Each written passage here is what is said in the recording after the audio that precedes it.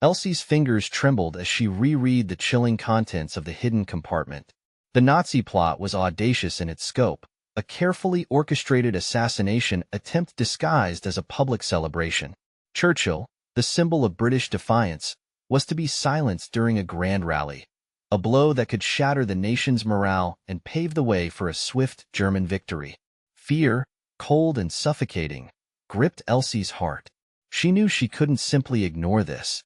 She had to act, but the thought of approaching anyone within the War Office sent a shiver down her spine. The room, once a sanctuary of rhythmic clicks and clacks, now felt like a cage, every shadow a potential enemy. Elsie's gaze darted around the dimly lit space, her imagination conjuring up images of hidden cameras and listening devices. The very walls seemed to whisper secrets, amplifying her paranoia. Her mind raced, desperately seeking a solution, a way to expose the plot without putting herself or others at risk. Then, a name surfaced from the depths of her memory, a beacon of hope in this sea of uncertainty. Thomas, a former military intelligence officer, had vanished from her life years ago after a harrowing mission that left him disillusioned and wary. He had always been a man of discretion, a master of secrets, and she knew he wouldn't shy away from a challenge like this. But reaching out to Thomas was a gamble. He was a ghost, living off the grid, and there was no guarantee he would even respond. And even if he did, how could she be sure he wouldn't be compromised? The thought of him being a pawn in this deadly game sent a wave of nausea through her. Elsie knew she had to tread carefully. She couldn't risk alerting anyone within the War Office to her suspicions. So, she decided to send a coded message, disguised as a mundane request for assistance with a personal matter. It would be a long shot, but it was the only way she could think of to reach out without raising red flags. She spent the next few hours crafting the message, carefully selecting words that held a double meaning, a secret language only Thomas would understand. Each sentence was a puzzle piece, a fragment of truth hidden within a veil of deception. She knew the stakes were high. One wrong word, one misplaced syllable, could lead to disaster. As the night deepened, Elsie felt a sense of urgency, a gnawing anxiety that wouldn't subside. The weight of the situation pressed down on her, threatening to suffocate her. She had to get this message to Thomas, to trust that he would understand the gravity of her plea. The fate of the nation, and perhaps even her own life, depended on it. The weight of the secret pressed down on Elsie like a physical burden. She reread the message, her heart pounding against her ribs. It was deceptively simple. Need help with a locked box? Meet at the usual spot, Tuesday at dusk. It was innocuous enough, a request for assistance that wouldn't raise eyebrows. But she knew her friend, James, would understand the coded language beneath the surface. Locked box meant a dangerous situation, and Tuesday at dusk was their prearranged signal for a clandestine meeting. Elsie's fingers trembled as she carefully folded the message and tucked it into an envelope. She had chosen a plain, unassuming envelope, devoid of any markings that could identify its contents. She knew that even the smallest detail could betray her intentions, so she had to be meticulous. Every movement felt amplified in the quiet of her room. The ticking of the clock on the mantel seemed to mock her, a constant reminder of the urgency of her situation. The War Office was a hive of activity, teeming with people from all walks of life. But Elsie felt acutely aware of the potential danger lurking within the throngs. She knew that Nazi spies were active within the building, their eyes and ears constantly searching for any hint of valuable information. She had to be careful. Every word she spoke, every glance she cast, could be scrutinized. Elsie decided to send the message through the internal mail system, hoping that it would pass unnoticed. She carefully addressed the envelope, using a simple, neutral name that wouldn't draw attention. She then placed it in a designated mail slot, her heart pounding in her chest. She had chosen the slot closest to her desk, a calculated risk that minimized the time the message would be out of her sight. But she knew that even this seemingly insignificant act could be observed. She glanced around nervously, searching for any sign of suspicious activity. Her eyes scanned the faces of her colleagues, trying to discern any hint of malice or disinterest. The clock ticked relentlessly, each second a precious commodity. Elsie had to remain focused, her mind sharp and alert. She couldn't afford to make a mistake, not now. The fate of the nation and the life of its wartime leader depended on her ability to deliver this message. She had to trust that James would understand the urgency of the situation and take appropriate action. As she returned to her work, Elsie couldn't shake the feeling of unease that had settled over her. The weight of the secret was heavier than ever, a constant reminder of the danger she had placed herself in. She knew that she couldn't afford to let her guard down, not for a moment. The enemy was everywhere, lurking in the shadows, waiting for a chance to strike. Elsie forced herself to concentrate on her work, her fingers flying across the keyboard. She had to complete her assigned tasks, to appear as normal as possible. She couldn't afford to draw attention to herself, not now. But even as she worked, her mind was racing, replaying the events of the past few hours. She had taken a huge risk, a gamble that could cost her everything. But she had no other choice. She had to trust her instincts, to believe that James would understand the gravity of the situation. She had to hope that he would be able to act in time, to prevent the Nazi plot from coming to fruition.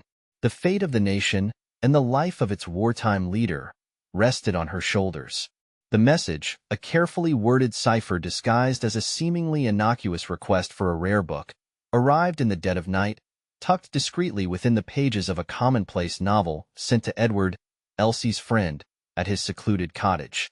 Edward, a man who had seen too much darkness in his time, felt a chill crawl down his spine as he deciphered Elsie's cryptic plea. He knew her well enough to recognize the urgency hidden beneath the veil of normalcy. His gut screamed at him, a primal instinct honed by years of navigating the treacherous world of espionage. Edward reread the message, each word a sharp sting against the backdrop of his quiet, isolated life. The weight of Elsie's words pressed down on him, a suffocating blanket of responsibility. He knew the risks involved in getting involved, the potential for exposure and betrayal that lurked around every corner. He had sworn to himself, after the harrowing events that had forced him into hiding, that he would never again risk his life for a cause he couldn't fully understand. Yet, the desperate plea in Elsie's words, the implicit trust she placed in him, tugged at his conscience. Hesitantly, Edward reached for his old field notebook, its worn leather cover a testament to countless clandestine missions. He jotted down a reply, a carefully crafted message that would act as a beacon, a signal for Elsie to reveal the full extent of her discovery. He knew he couldn't act on blind faith, on mere suspicion. He needed concrete evidence, proof that would justify the immense risk he was contemplating. Meanwhile, Elsie, consumed by a gnawing sense of urgency, found herself trapped in a suffocating limbo. The clock ticked relentlessly, each second a heavy weight on her chest. She knew she couldn't afford to wait for Edward's response, for the fate of the nation hung precariously in the balance. She had to take a leap of faith, to risk further exposure by providing additional clues, by weaving a tapestry of evidence that would leave no room for doubt. Driven by desperation, Elsie began to meticulously document every detail she could recall from the intercepted message. She painstakingly transcribed the coded sections, noting the specific symbols and patterns that had caught her attention. She also included any relevant information she had gleaned from her work at the War Office, connecting the dots between seemingly unrelated documents and files. She knew that Edward, with his keen eye for detail and his experience in deciphering complex codes, would be able to make sense of her fragmented puzzle. Elsie's work continued late into the night, the soft glow of her desk lamp illuminating her focused face.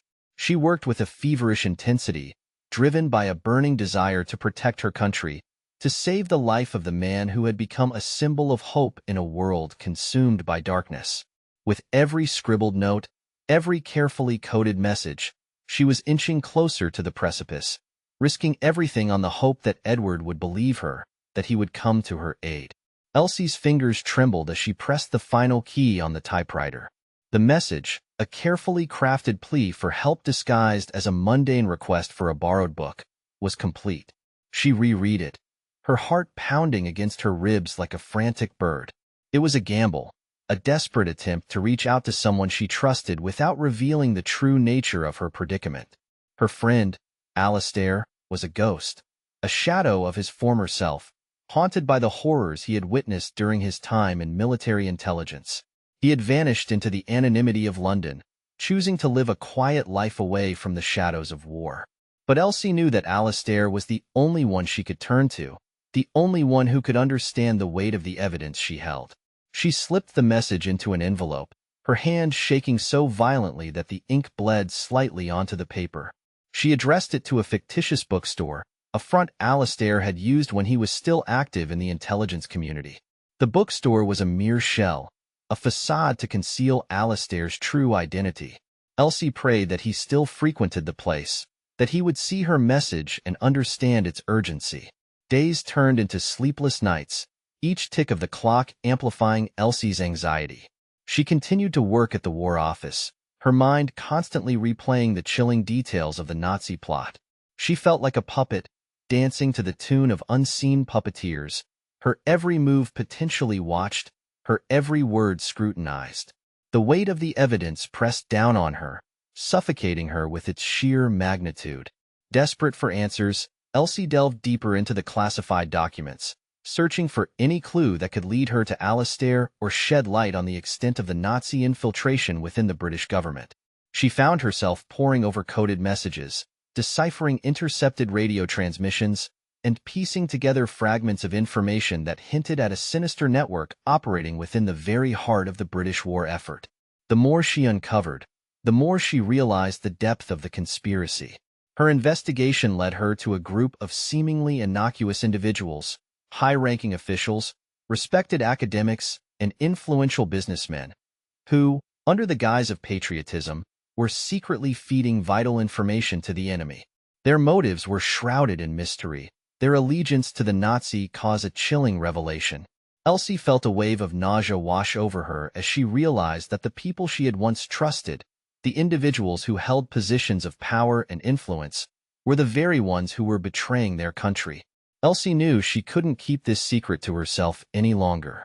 She had to expose the truth, to bring these traitors to justice. But who could she turn to? Whom could she trust? The weight of evidence was crushing, the danger palpable.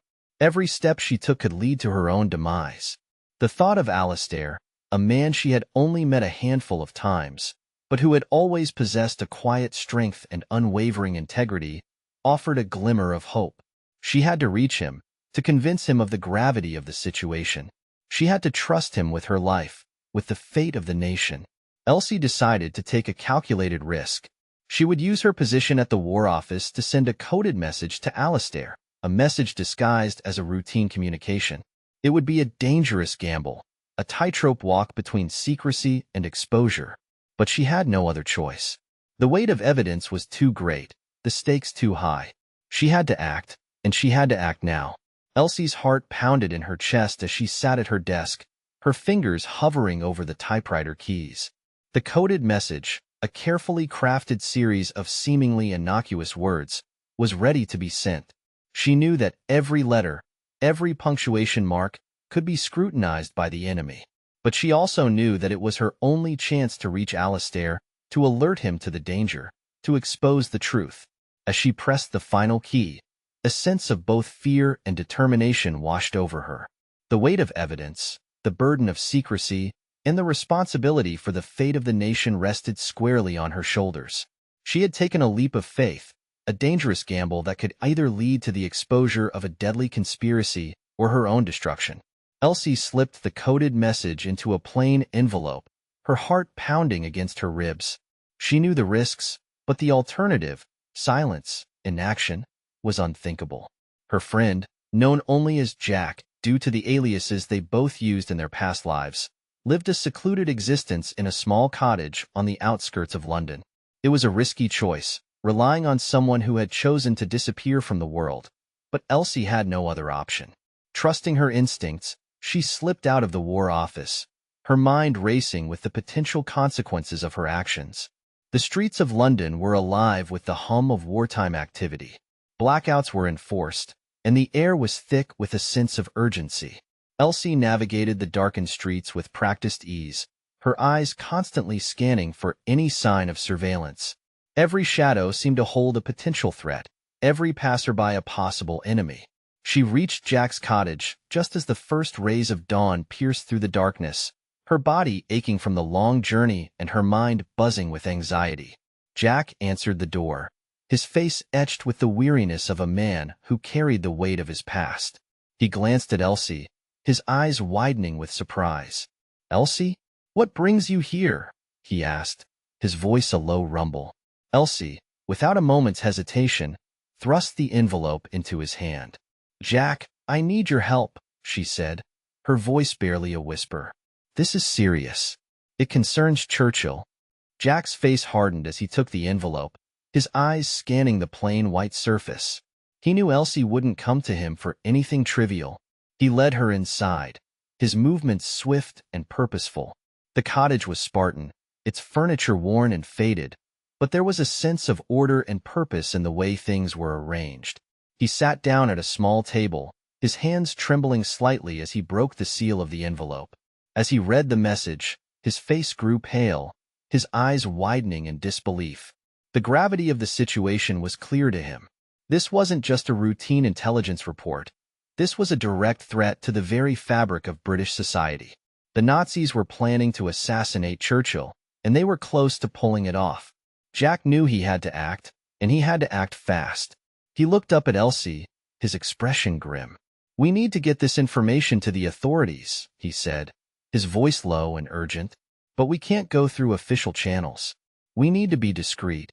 Elsie nodded, understanding the risks involved.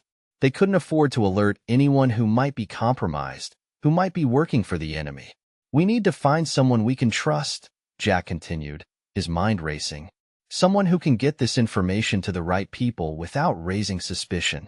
Elsie knew he was right. They needed a middleman, someone who could operate in the shadows and navigate the treacherous waters of wartime espionage. But who could they trust? The thought of betrayal, of their carefully laid plans falling apart at the last minute, was a chilling prospect. They spent the next few hours brainstorming, their minds churning with possibilities. Every name they considered came with its own set of risks and uncertainties. The clock was ticking, and the pressure was mounting. They were running out of time. Elsie's message reached her friend, a grizzled veteran named Alistair, who now lived a quiet life under an assumed identity in a small village on the outskirts of London. Alistair, haunted by his past, had sworn off involvement in anything that resembled espionage. Yet, the urgency in Elsie's carefully worded message pulled at his conscience. He knew the risks, but he couldn't ignore the plea for help from a trusted friend. He met Elsie at a secluded pub in a dimly lit corner, the air thick with the scent of stale beer and damp wool.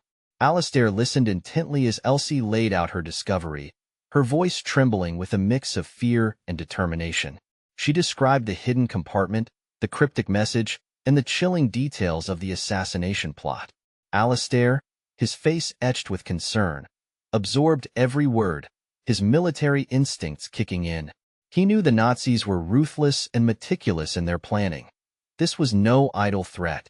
Alistair, despite his initial reluctance, agreed to help Elsie.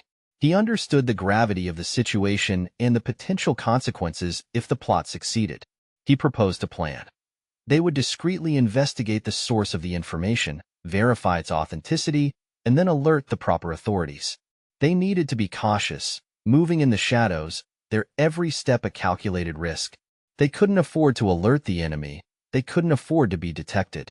Their investigation led them to a labyrinthine network of back alleys, hidden pubs, and anonymous contacts.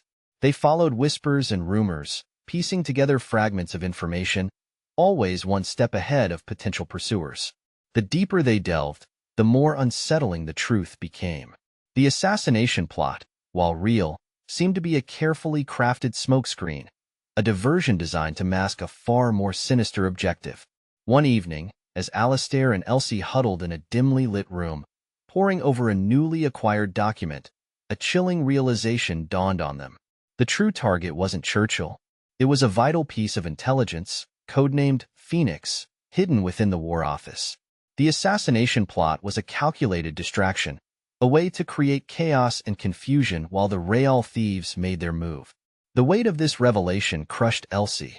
The stakes had just been raised exponentially.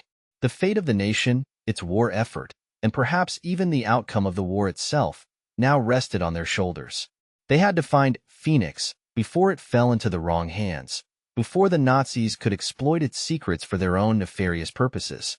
Alistair, his face hardened with resolve, looked at Elsie, his eyes burning with determination. "We need to move fast," he said, his voice low and urgent. "The clock is ticking. Every minute that passes brings us closer to disaster." Elsie, her heart pounding in her chest, nodded in agreement. They had a new mission, a more dangerous mission, but they were determined to succeed.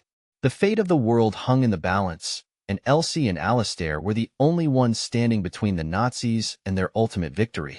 The weight of the nation pressed down on Elsie as she reread the coded message, her friend's reply hidden within the seemingly innocuous text. His words, though veiled, confirmed her suspicions. The Nazi plot was real, and the enemy had infiltrated the highest echelons of power. The realization sent a chill down her spine, a stark reminder of the treacherous path she had chosen.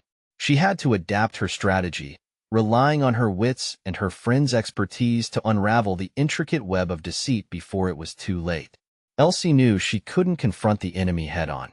They were too well protected, their influence too deeply rooted. She needed a more subtle approach, a way to expose their true intentions without alerting them to her suspicions. Her friend suggested a risky plan. They would use the cover of a routine intelligence-gathering operation to plant a false trail, leading the enemy down a path of their own making. The risk was immense, but it was their only hope of catching the mastermind behind the plot. Under the cloak of night, Elsie and her friend met in a secluded cafe, their hushed voices barely audible above the murmur of the crowd. They meticulously planned their next move, their faces illuminated by the flickering candlelight. Elsie would use her position at the War Office to manipulate classified documents, subtly altering key details to create a false narrative. Her friend, operating under the guise of a freelance journalist, would then leak these fabricated reports to the press, sowing seeds of doubt and confusion among the enemy. The plan was a delicate dance, a high-stakes game of deception. Every word, every action, had to be carefully calculated to avoid raising suspicion. Elsie, with her meticulous attention to detail and unwavering focus, excelled at her role. She expertly manipulated the documents, weaving a tapestry of lies that would ensnare the enemy. Her friend, a master manipulator of public opinion, skillfully guided the narrative, planting the seeds of doubt and creating a climate of uncertainty. The weeks that followed were a blur of clandestine meetings, coded messages, and carefully orchestrated leaks. Elsie and her friend worked tirelessly, their lives consumed by the mission. The pressure was immense, the stakes unbearably high. They knew that one misstep could have catastrophic consequences, not only for their own safety but for the fate of the nation. As their plan began to take shape, the enemy grew increasingly agitated. Their carefully constructed facade was crumbling, their carefully laid plans unraveling. They began to suspect a leak, a mole within their ranks. Panic set in, their paranoia escalating with each passing day. They launched a desperate investigation, determined to uncover the source of the betrayal. Elsie and her friend, aware of the danger they were in, took extra precautions, their movements becoming even more clandestine. They communicated in coded messages, using dead drops and hidden compartments to exchange information. They lived in constant fear of being discovered, knowing that their lives were hanging by a thread. The climax arrived unexpectedly, a tense standoff in a dimly lit alleyway. Elsie and her friend, cornered by their pursuers, were forced to fight for their lives. Their movements were swift and precise, their years of training kicking in. They fought with a desperation born of necessity, knowing that every blow could be their last. In the end, they prevailed, their courage and resilience proving to be their greatest weapons. The enemy was subdued, their plans thwarted. Elsie and her friend, exhausted but triumphant, emerged from the shadows, their mission accomplished. The nation breathed a sigh of relief, unaware of the sacrifices made behind the scenes. Elsie and her friend, their identities forever shrouded in secrecy, returned to their ordinary lives, forever bound by the shared experience of their extraordinary adventure.